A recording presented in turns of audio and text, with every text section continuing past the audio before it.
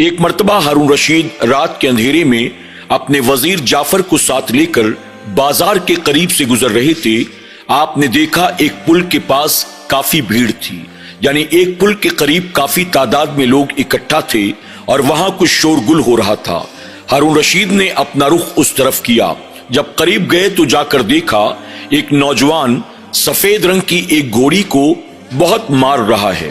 اتنا مارا کہ وہ گھوڑی لہو لوہان ہو گئی۔ پورا مجمع خاموشی کے ساتھ کھڑا ہوا، یہ سارا معاملہ دیکھ رہا تھا، لیکن کوئی بھی آگے بڑھ کر اس نوجوان کو روکنے والا یا اس گھوڑی کو پٹنے سے بچانے والا نہیں تھا۔ اس گھوڑی کے ناک سے، اس کے منہ سے اور جسم کے دوسرے حصوں سے خون بہ رہا تھا، اور وہ نوجوان پوری طاقت کے ساتھ اس گھوڑی کو مارتا جا رہا تھا۔ ہارون رشید نے وہاں موجود لوگوں سے کہا، اے لوگوں، تم سب اپنی آنکھوں سے یہ تماشا دیکھ رہے ہو، لیکن تم اس نوجوان کو روکنے کی یا گھوڑی کو بچانے کی کوشش کیوں نہیں کرتے؟ اس پر وہاں موجود لوگ ہارون رشید سے کہتے ہیں، ہمیں آخر گھوڑی یا گھوڑی کے مالک سے کیا لینا دینا ہے؟ یہ اس گھوڑی کا مالک ہے، یہ اس کی ملکیت میں ہے، یہ چاہے جو کرے، ہم کون ہوتے ہیں دخل اندازی کرنے والے؟ اور تم نے تو آج پہلی بار ایسا دیکھا ہے، یہ نوجوان اکثر رات کے اندھیرے میں گھوڑی کو یہاں لے کر آتا ہے، لا کر اسے باندھ دیتا ہے، اور باندھنے کے بعد اس وقت تک اسے مارتا ہے جب تک کہ یہ خود تھک نہیں جاتا اور گھوڑی بے ہوش ہو کر زمین پر گر نہیں جاتی۔ ہارون رشید نے جب یہ سنا تو اسے بڑا تعجب ہوا۔ ہارون رشید نے اپنے وزیر جعفر کو اشارہ کیا کہ اس نوجوان کو کل صبح میرے دربار میں حاضر کیا جائے، میں جاننا چاہتا ہوں کہ آخر یہ سارا معاملہ کیا ہے۔ اس کے بعد ہارون رشید اپنے وزیر جعفر کے ساتھ آگے بڑھ جاتے ہیں۔ صبح کے وقت جب دربار لگا، ہارون رشید اپنے دربار میں آئے تو انہوں نے دیکھا کہ بہت سارے لوگ دربار میں پہلے سے موجود تھے۔ ہارون رشید کی نظر اس نوجوان پر پڑی جو رات کے وقت اپنی گھوڑی کو مارتا جا رہا تھا۔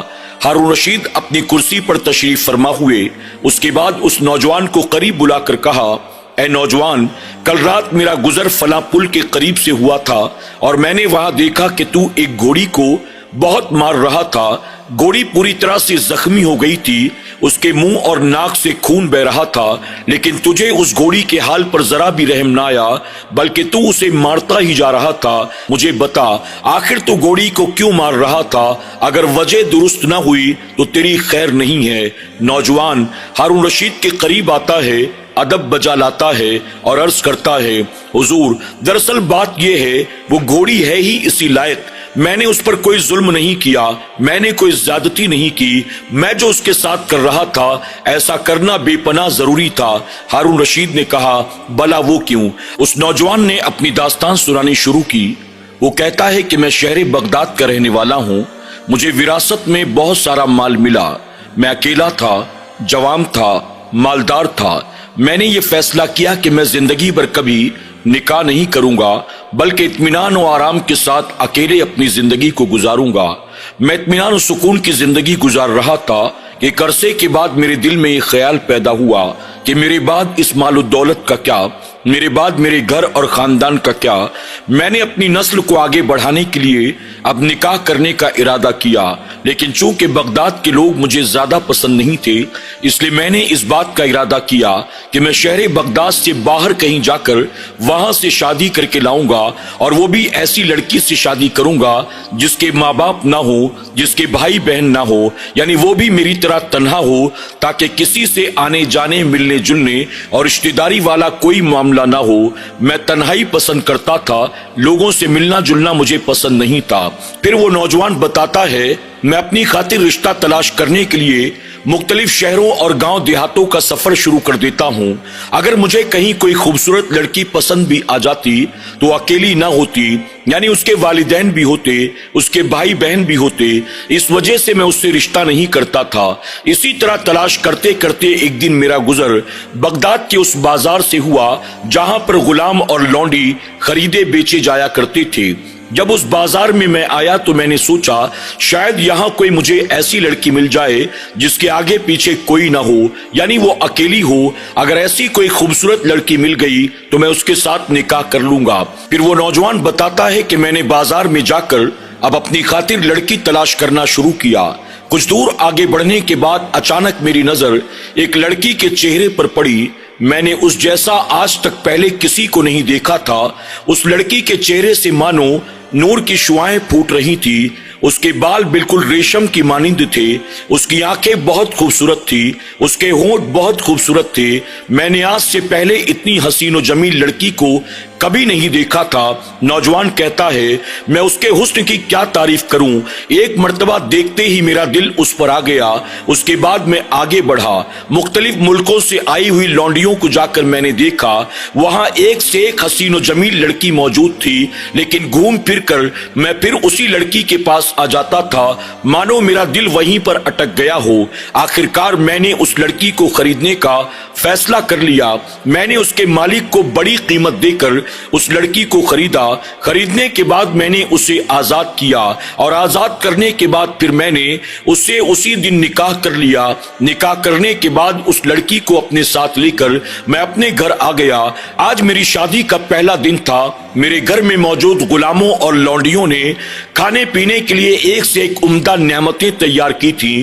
جب میں اپنی بیوی کے ساتھ رات کے وقت دسترخوان پر کھانا کھانے کے لیے بیٹھا، وہ تمام نعمتیں لا کر دسترخوان پر رکھ دی گئیں۔ میں نے اللہ کا شکر ادا کیا اور میں نے کھانا کھانا شروع کر دیا، لیکن میری بیوی خاموشی کے ساتھ دسترخوان پر بیٹھی رہی۔ اس نے کھانا نہ کھایا۔ میں نے اس سے کہا تم آخر کھانا کیوں نہیں کھاتی، تم بھی کھاؤ۔ وہ خاموش رہی۔ کچھ دیر انتظار کے بعد میں نے دوبارہ اس سے کہا کھانا کھا لو، تم کھانا کیوں نہیں کھاتی؟ اس کے باوجود اس نے کچھ نہ کھایا۔ اب میں نے کچھ دیر انتظار کرنے کے بعد تیسری مرتبہ کہا کھانا نہیں کھاؤ گی تو کیسے چلے گا، تم بھی کھانا کھا لو۔ اس کے بعد میری بیوی نے اپنی جیب میں پڑی ہوئی ایک ہڈی کے چھوٹے سے ٹکڑے کو نکالا۔ بالکل باریک سی ہڈی تھی، ایسا لگتا تھا جیسے کسی بچے کے جسم کی ہڈی ہو۔ میں یہ دیکھ کر حیران رہ گیا۔ میری بیوی نے اس ہڈی کے ذریعے چاول کے ایک ایک دانے کو اپنے منہ میں رکھنا شروع کر دیا۔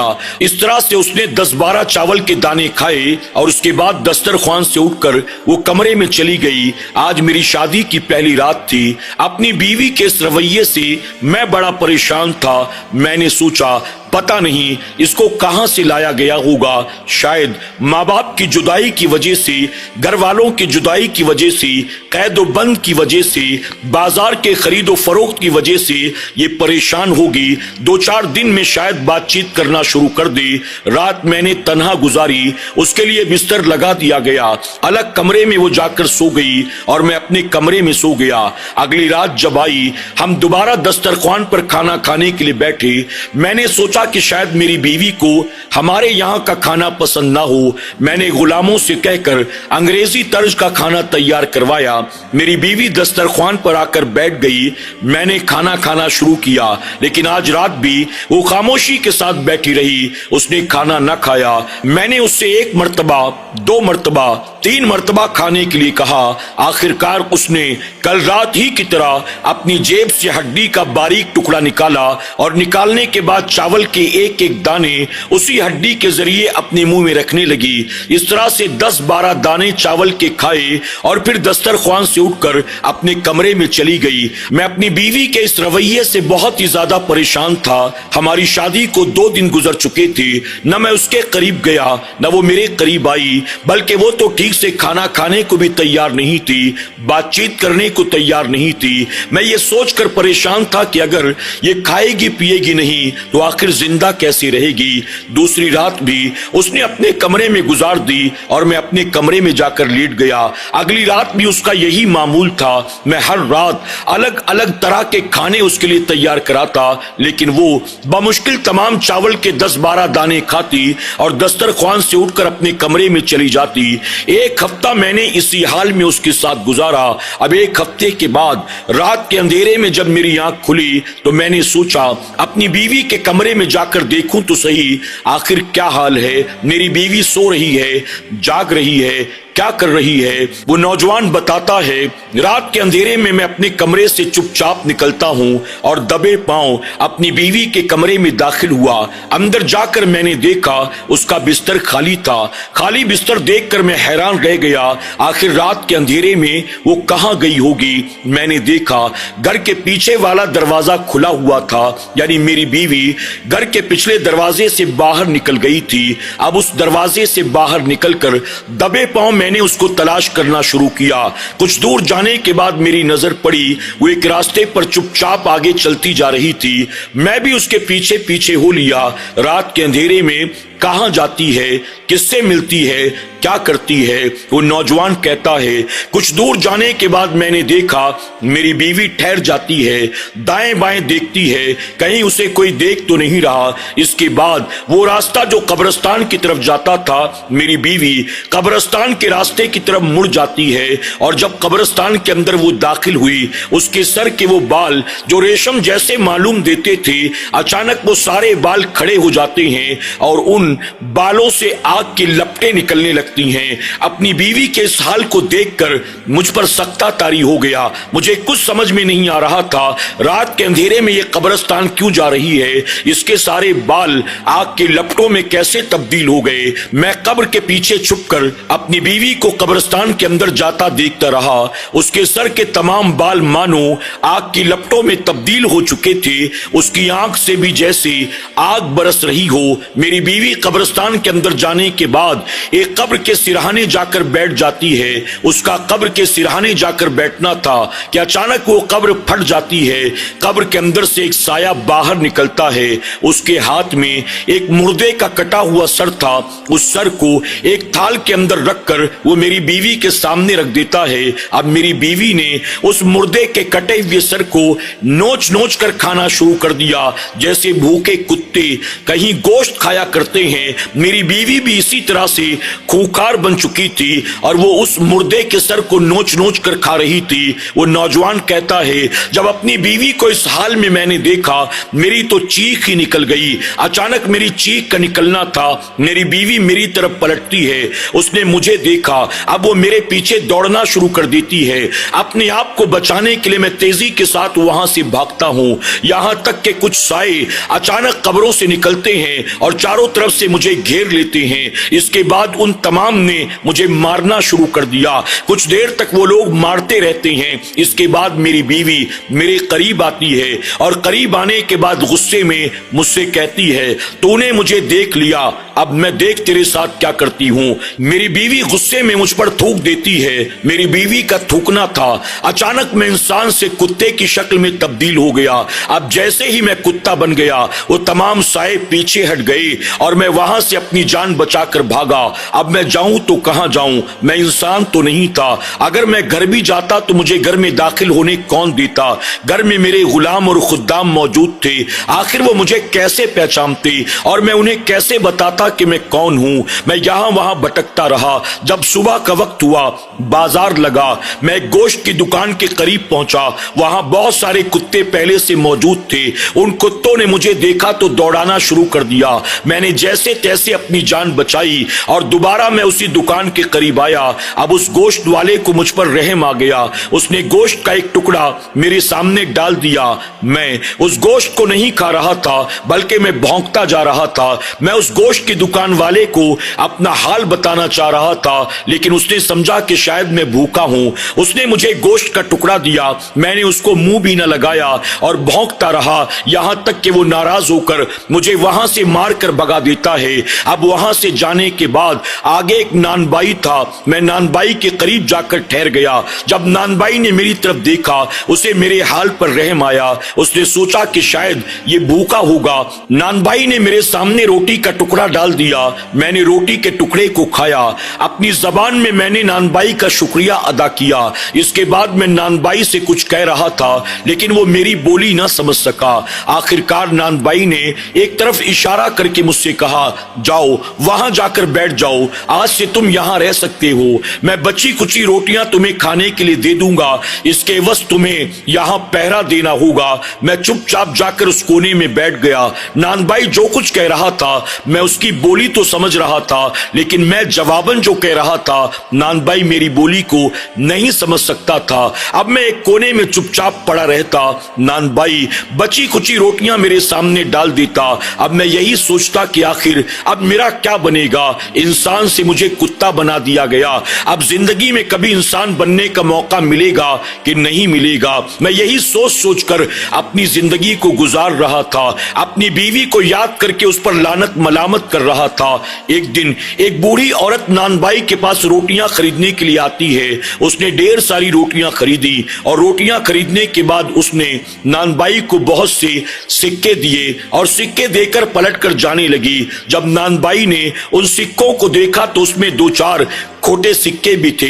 اس نے بوڑھی عورت کو آواز دے کر بلایا اور بلا کر کہا کہ مائی، یہ تو نے جو پیسے مجھے دیے ہیں اس میں کچھ کھوٹے سکے بھی ہیں، کھوٹے سکے لیتی جا، اس کے بدلے مجھے صحیح سکے دے دے۔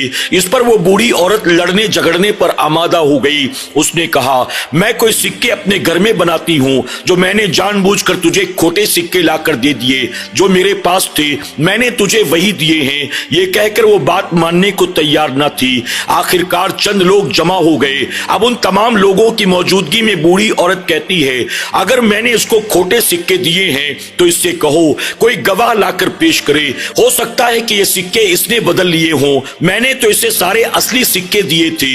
اس طرح سے وہ بوڑھی عورت اس سے بحث کرنے لگی اور کوئی بات ماننے کو تیار نہ ہوئی۔ نان بائی کہتا ہے کہ مائی، جب تو نے مجھ سے روٹیاں لی تھی اور مجھے پیسے دیے تھے اس وقت یہاں پر کوئی گواہ تو موجود نہیں تھا، البتہ میرا کتا موجود تھا۔ اب یہ میرا کتا بتائے گا کہ اس میں کتنے سکے اصلی ہیں اور کتنے نقلی ہیں۔ یہ کہہ کر نان بائی نے مجھے اپنے قریب بلایا اور قریب بلا کر سارے سکے میرے سامنے ڈال دیے۔ اب چونکہ میں تو پہلے انسان ہوا کرتا تھا، اب کتا بن چکا تھا، اگر صرف کتا ہوتا تو اس کو کیا سمجھ ہوتی؟ اب میں نے انسانی سوچ اور فکر کی بنیاد وہ تمام سکے جو اصلی تھے ایک ایک کر کے الگ کیے اور جو 4 سکے نقلی تھے میں نے اس کو الگ کر دیے۔ اب جب 4 نقلی سکے میں نے سامنے رکھ دیے تو تمام لوگوں کی آنکھیں پٹی کی پٹی رہ گئی۔ وہ بوڑھی عورت بھی شرمندہ ہوئی، اس نے معافی تلافی کی، اصلی سکے دیے اور معذرت چاہ کر وہاں سے چلی گئی۔ اس کے بعد وہ نوجوان کہتا ہے پورے بازار میں میرا چرچا ہونے لگا، لوگ مجھے دیکھنے کے لیے آتے تھے، یہاں تک کہ نان بائی کی گراہکی اور اس کا کاروبار بھی ترقی کرتا چلا گیا۔ ہر کوئی کہتا تھا کہ یہ کتا سکے اصلی اور نقلی پہچان لیتا ہے۔ اس طرح چاروں طرف میرا چرچا ہونے لگا، لوگ دور دور سے صرف مجھے دیکھنے کے لیے آتے تھے۔ ایک مرتبہ ایک بوڑھی عورت آئی، اس نے چند روٹیاں خریدی اور روٹیاں خریدنے کے بعد اس نے کھوٹے سکے دیتے ہوئے کہا کیا تمہارا یہی وہ کتا ہے جو کھوٹے سکے پہچان لیتا ہے؟ نان بائی نے کہا جی ہاں، یہی وہ کتا ہے جو کھوٹے سکے پہچان لیتا ہے۔ اب اس عورت نے کھوٹے سکے دے کر کہا کہ بتاؤ کیا یہ پہچان سکتا ہے؟ مجھے نان بائی نے بلایا، میں قریب گیا اور قریب جانے کے بعد میں نے اصلی اور نقلی سکوں کو الگ الگ کر دیا۔ یہ دیکھ کر وہ عورت بڑی حیران رہ گئی۔ اس نے نان بائی سے کہا اگر تمہاری اجازت ہو کچھ دیر کے لیے میں تمہارے کتے کو اپنے گھر لے جانا چاہتی ہوں، دراصل میرے گھر میں بہت دولت ہے، اس میں کون سی اصلی ہے کون سی نقلی ہے میں نہیں پہچانتی، اگر تمہارا کتا یہ میری مدد کر دے تو میں تمہیں اس کے عوض اچھا پیسہ دوں گی۔ آخرکار نان بائی نے اس کتے کو کہا اس کے ساتھ چلا جا۔ وہ بوڑھی عورت مجھے اپنے ساتھ لے کر اپنے گھر آتی ہے۔ اس کے گھر میں اس کی ایک نوجوان بیٹی تھی جو خوبصورت تھی اور ساتھ ہی وہ جادو جانتی تھی۔ اس بوڑھی عورت نے اپنی بیٹی سے کہا یہ کتا اصلی اور نقلی سکے کی پہچان کر لیتا ہے۔ بیٹی تو نے بھی تو بہت پڑھائی لکھائی کی ہے، ذرا تو دیکھ اور بتا تو صحیح، اگر یہ کتا ہے تو اس کی عقل انسانوں والی کیسی ہے، اور اگر یہ واقعی انسان ہے تو اس کی شکل کتوں والی کیسی ہے؟ اس کی بیٹی نے کہا کہ ٹھیک ہے میں ابھی بتاتی ہوں۔ یہ کہہ کر اس بوڑھی عورت کی بیٹی اپنے کمرے کے اندر چلی جاتی ہے، کافی دیر تک کچھ پڑھائی کرتی رہتی ہے اور اس کے بعد ایک پانی پر دم کرتی ہے، پانی لے کر کمرے سے باہر نکل کر آتی ہے۔ اس کے بعد وہ پڑا ہوا پانی اس کے چند قطرے اس کتے کے اوپر ڈال دیتی ہے۔ نوجوان بتاتا ہے جیسے اس نے مجھ پر پڑے ہوئے پانی کے چند قطرے ڈالے ایک بار پھر میں کتے سے انسان بن جاتا ہوں۔ اب جیسے ہی میں انسان بنا اس بوڑھی عورت کو اور اس کی بیٹی کو بڑا تعجب ہوا۔ آخرکار انہوں نے مجھ سے پوچھا بیٹا سچ سچ بتاؤ تم آخر انسان سے کتے कैसे बन गए। मैंने उनको सारी दास्तान सुना दी। अब सारी दास्तान को सुनने के बाद उस बूढ़ी औरत के दिल में मेरे लिए रहम पैदा हो गया। उसने कहा, अच्छा इसका मतलब तुम अकेले हो, तुम्हारी बीवी ने तुम्हारे साथ धोखा किया। असल में वो औरत नहीं बल्कि चुड़ैल है। बेटा अब तुम अकेले अपनी जिंदगी कैसे और कहां गुजारोगे। इस पर वो नौजवान कहता है कि मैंने उस बूढ़ी औरत से कहा, आप लोगों ने मुझे दोबारा इंसान बनाकर मुझ पर बहुत बड़ा एहसान किया है। अब अगर आप और एक एहसान कर दें तो मैं जिंदगी भर उसे याद रखूंगा। बूढ़ी औरत कहती है, कौन सा एहसान बेटा। इस पर वो नौजवान कहता है, माई आपने मुझे देख लिया है, आपने मेरी पूरी दास्तान सुन ही ली है। अल्लाह तबारक व तआला ने मुझे बहुत सा माल और दौलत अता किया है। अगर आप अपनी इस बेटी से मेरा निकाह करा दें, मैं वादा करता हूं पूरी जिंदगी आपकी बेटी को खुश रखूंगा, उसे कभी कोई तकलीफ नहीं होने दूंगा। अब दोनों माँ बेटी आपस में मशवरा करते हैं। माँ कहती है, बेटा मैं इस रिश्ते के लिए तैयार हूं, क्या तुम तैयार हो। बेटी कुछ देर गौर फिक्र करने के बाद कहती है, ठीक है मैं भी इससे निकाह करने के लिए तैयार हूं, लेकिन पहले एक काम करना होगा। नौजवान ने कहा, कौन सा काम। वो लड़की कहती है, मैं तुम्हें एक पानी दम करके देती हूं, ये पानी लेकर जाओ और तुम्हारी बीवी जहां भी हो जाकर उसको तलाश करो, और जब वो मिल जाए तो ये पानी उसके ऊपर छिड़क देना। हमेशा हमेशा के लिए तुम्हें उससे निजात मिल जाएगी। इसके बाद मैं तुम्हारे साथ निकाह कर लूंगी। इसके बाद नौजवान ने कहा कि ठीक है लाओ मुझे पानी दो। लड़की फिर से अपने कमरे में जाती है, काफी देर तक पढ़ाई करती है और पढ़ाई करने के बाद दम किया हुआ पानी लाकर नौजवान के हवाले कर देती है। नौजवान अब उस पानी को लेकर निकलता है अपनी बीवी को तलाश करने के लिए। वो सोचता है कि मैं कहां जाऊं, कब्रिस्तान जाऊं या अपने घर जाऊं। फिर उसने सोचा कि शायद मेरी बीवी मुझे तलाश करते करते मेरे घर जरूर आई होगी, चलो अपने घर जाकर देखता हूं। नौजवान जब अपने घर आता है, घर के दरवाजे पर दस्तक देता है। दरवाजा खुद्दाम खोलते हैं, देखकर बहुत हैरान रह जाते हैं। वो सबको इशारा करके कहता है, खामोश रहना, बताओ मेरी बीवी कहां है। खुद्दाम ने बताया कि वो अपने कमरे में है। नौजवान तेजी के साथ उसके कमरे में दाखिल होता है। वो बिस्तर पर आराम से बैठी हुई थी। इससे पहले कि वो नौजवान की तरफ बढ़ती, उसे मारने की कोशिश करती, नौजवान ने फौरन वो पड़ा हुआ पानी उस औरत के ऊपर फेंक दिया। अभी पानी के चंद छींटों का उस पर पड़ना था, अचानक वो औरत से एक सफेद रंग की घोड़ी में तब्दील हो जाती है, हिनहिनाने लगती है। अब वो नौजवान उस घोड़ी के गले में रस्सी डालता है, उसे घर से बाहर लाकर एक दरख्त से बांध देता है, और बांधने के बाद फिर वो उस बूढ़ी औरत और उसकी बेटी के पास जाता है और जाकर उन्हें पूरी कहानी सुनाता है। अब वो लड़की उससे निकाह करने के लिए तैयार हो जाती है, लेकिन साथ ही उससे ये भी कहती है, तुमने एक चुड़ैल को जो औरत बनी बैठी थी उसे घोड़ी की शक्ल में तब्दील कर दिया। अब तुम्हारे लिए यह जरूरी है कि उस घोड़ी को रोजाना मारा करो ताकि उसको उसके किए की सजा मिल जाए। अगर तुम उसे नहीं मारोगे, अगर तुम मार मार कर उसे कमजोर नहीं करोगे तो यकीनन वो शर करेगी, किसी न किसी को नुकसान पहुंचाएगी, और उसका सही सलामत रहना, उसका तंदुरुस्त और तवाना रहना ये इंसान और इंसानियत के लिए खतरे से खाली नहीं है। इसलिए बेहतर है कि तुम उसे रोजाना पीटते रहना, इतना पीटना कि वो बेहोश हो जाया करे। नौजवान ने वादा कर लिया। इसके बाद निकाह करके अपनी बीवी को घर लाता है, खुशहाल जिंदगी अपनी बीवी के साथ गुजारता है। इसके बाद वो नौजवान कहता है, उस दिन के बाद मेरा ये रोजाना का मामूल है, हर रात को मैं अपनी घोड़ी को लेकर उस पुल पर जाता हूँ और वहां ले जाकर उसे मारना शुरू करता हूँ। इतना मारता हूँ कि वो बेहोश होकर जमीन पर गिर जाए। अगर मैं उसको नहीं मारूंगा तो वो लोगों को मारना शुरू कर देगी। जब बादशाह हारून रशीद ने उस नौजवान की पूरी कहानी को सुना तो सुनने के बाद कहा, तुम बेकसूर हो, वाकई उस घोड़ी के साथ तुम जो करते हो तुम्हें इसका हक है। अगर तुम उसे इस तरह से नहीं मारोगे तो हो सकता है कि वो औरों के लिए खतरा बन जाए। बेहतर है तुम उसे मारते रहो और उस वक्त तक मारते रहो जब तक कि वो खुद मर नहीं जाती। इस तरह से बादशाह हारून रशीद ने उस नौजवान की तमाम दास्तान को सुना, और सुनने के बाद उस नौजवान के हक में आपने दुआ की, अल्लाह तुम्हें तमाम जमाने भर की खुशियां अता करे और अल्लाह तुम्हें आइंदा के लिए उस औरत के शर से महफूज फरमाए। नाज़रीन इकराम, ये बादशाह हारून रशीद के जमाने का वाकया है। वाकई उस दौर में ऐसे ऐसे जादूगर और ایسے ایسے لوگ ہوا کرتے تھے جو جادو کے زور پر ایک انسان کو جانور کی شکل میں تبدیل کر دیتے تھے۔ اللہ تبارک تعالی ہم سب کی ایسے فتنوں اور ایسے شر سے حفاظت فرمائے۔ اللہ سب کو امن و امان و سکون والی زندگی عطا کرے، آمین یا رب العالمین۔